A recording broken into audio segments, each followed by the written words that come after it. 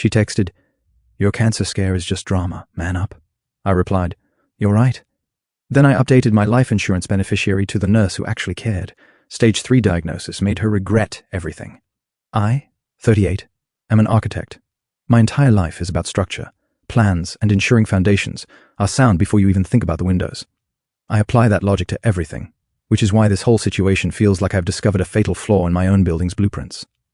My girlfriend of 5 years, Clara, 35, and I built what I thought was a solid life. We lived in my apartment. I own it. We were talking about the future, rings, the whole 9 yards. She's a social media manager, very online, very curated. Everything is about aesthetics and projecting success. I'm quieter. I like old books and quiet nights. Opposites attract, I guess. About 2 months ago, I started feeling off, a persistent exhaustion that coffee couldn't touch. Then I found a lump in my neck while shaving. It was small, hard, and didn't hurt, but it was there. I'm not a hypochondriac, but I made a doctor's appointment. I told Claire I was going. She barely looked up from her phone. It's probably just a swollen gland. "Leo, you've been stressed with the new project." The doctor wasn't so dismissive. His face went neutral in that way. That's more terrifying than panic. He used words like concerning and biopsy. I left the office feeling like the floor had turned to sand. I sat in my car and texted Clara. "Doctor is worried they're scheduling a biopsy. I sat pretty scared."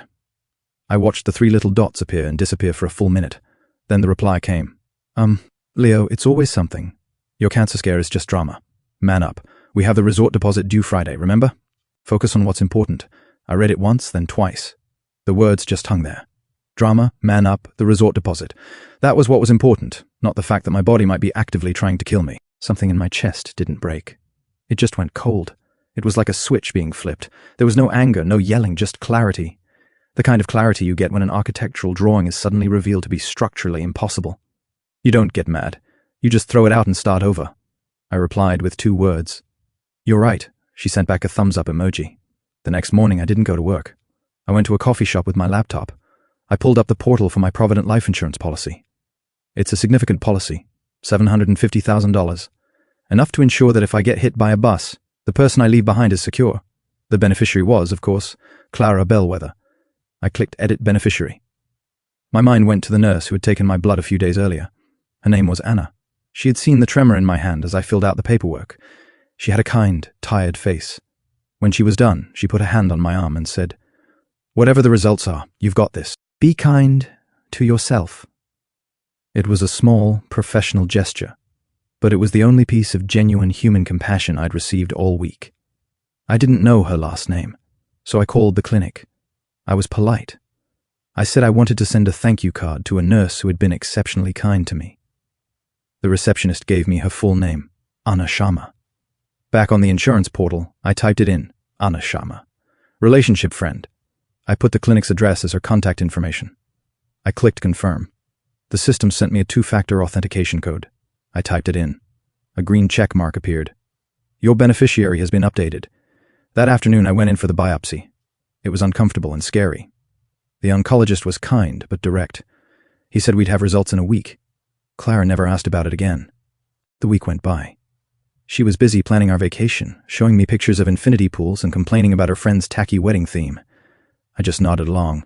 I was an observer in my own life. Yesterday my phone rang. It was the oncologist. He wanted me to come in. I knew it's stage 3 Hodgkin's lymphoma. The prognosis is good. They say 80% to 90% survival rate with treatment, but it's going to be a long, brutal road. Chemo, radiation, sickness, hair loss. I sat in my car for an hour after the appointment, the same spot as before. I thought about the insurance policy. I thought about Anna, a near stranger whose small kindness felt like a lighthouse. And I thought about Claire's text, "Your cancer scare is just drama. Man up." Well, the scare is over. The drama is just beginning, and I have in fact manned up. I just don't think she's going to like how I did it. Update 1. It's strange how quickly your world can shrink. It now consists of my apartment, the oncology wing, and the grocery store. Chemo is as awful as they say. The first round hit me like a freight train. I'm tired in my bones. I told Clara the night I got the diagnosis. I sat her down on the couch, the one she picked out, the one that's stylish but horribly uncomfortable. Me. We need to talk. I got the results from the biopsy. Okay, 1 sec. My cousin is having a meltdown over her caterer. Me, Clara, put the phone down. She sighed, the sound of immense suffering, and tossed her phone onto the cushion. What's up, me? It's cancer, stage 3 lymphoma. I watched her face for a flicker of something, sadness, fear, empathy. Instead, I saw her mind working, gears turning. The first words out of her mouth were not, "Are you okay?" "Hey," or "I'm so sorry." They were, "Oh my God, so the vacation is off." I just stared at her. "Yes, Clara, the vacation is off." "Well, we're going to lose the deposit." "That's over $1,000, Leo." I felt that cold calm wash over me again. "I think we have bigger problems than a resort deposit." Then came the pivot. She moved closer, put her hand on my knee. The performance began. "Oh, baby. Of course, I'm just in shock. We'll get through this. We will fight this. You're not alone."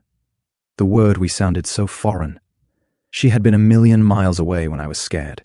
But now that there was a real tangible crisis, a drama she could star in, she was all in. I let her play the part for a few days. She was a whirlwind of activity.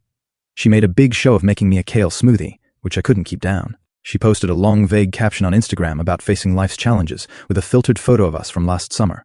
The likes and "you're so strong" comments poured in. She was thriving. The other night, the topic of finances came up. She brought it up, of course, casually. "We should probably make sure all our ducks are in a row. You know, just in case. Your will, your insurance, everything should be clear. I've handled it." "Good. My name is on everything, right? I mean, as your partner, it should be." I took a sip of water. My mouth was dry from the meds. I updated my life insurance policy. "Yes," she beamed.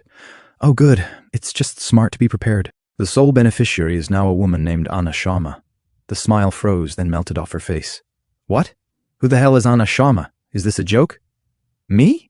She's a nurse. She was kind to me when I was terrified, and you told me to man up." I have never seen a person's face change so fast.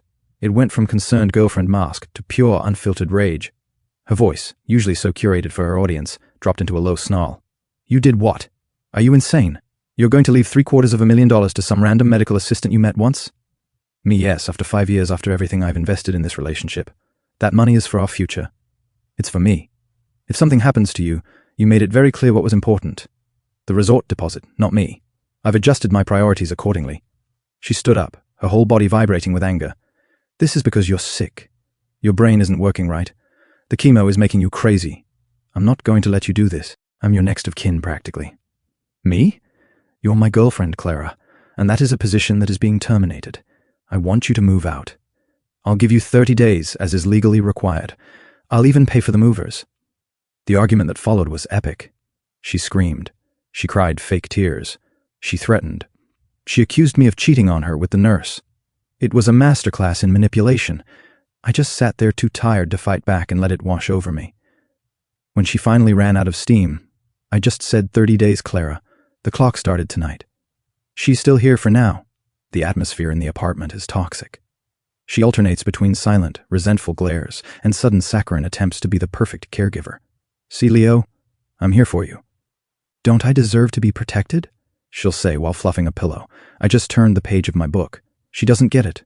This isn't a negotiation. It's a demolition. The foundation was rotten. I'm just tearing the whole thing down. Update 2. The 30 days are up. Clara is not gone. Her strategy has evolved. After the rage failed, she switched to a campaign of psychological warfare. Her latest angle is that I am medically and mentally incompetent. She's been planting these seeds with anyone who will listen. Her mother called me last week, a woman who I've had maybe 10 conversations with.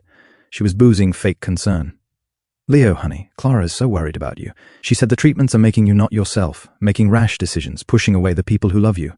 Maybe you should let her handle your finances for a while, just until you're feeling stronger." I politely told her my cognitive functions were perfectly fine and ended the call. Clara also tried to ambush me with her brother Damon. He's a car salesman who carries himself like a hotshot corporate lawyer. He showed up one evening while Clara was out. He let himself in with her key. I was on the couch feeling like death warmed over after a chemo session. "Damon, Leo, we need to talk man-to-man." "I'm not feeling up to it, Damon. You're screwing over my sister." "She stood by you. And you're having some sick guy fantasy about a nurse. You need to sign a durable power of attorney over to Clara. It's the right thing to do so she can protect your assets from yourself." He actually had a printed out form with him. He slid it onto the coffee table. The audacity was breathtaking. I started to laugh. It was a weak, wheezing laugh, but it was genuine. "Me? Get out of my house. You're making a big mistake. We can get you declared incompetent. You know, a judge will see you're not in your right mind. Then you should start filing the paperwork. Let me know what your lawyer says. Now get out." He left, but the incident spooked me.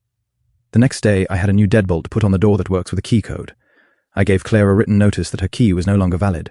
and she had 48 hours to vacate before I considered her a trespasser. That brings me to the latest escalation, my artifact, as some of you might call it. I have a collection of vintage sci-fi pulp magazines from the 40s and 50s. They're not just collectibles to me. My grandfather got me started on them. They're my one real passion. They're also worth a surprising amount of money, probably around $40,000 for the whole collection. I keep them in archival boxes in my study. I came home from treatment yesterday to find Clara finally packing her things. Boxes were everywhere. I was relieved. But as I walked past my study, I noticed the door was ajar. The shelf where I keep the collection was empty. My heart sank. I walked into the living room where she was taping up a box. Me, Clara, where are my magazines? She didn't even look at me. I put them in storage for safekeeping. What are you talking about? Where are they? You're not well, Leo. You might do something foolish.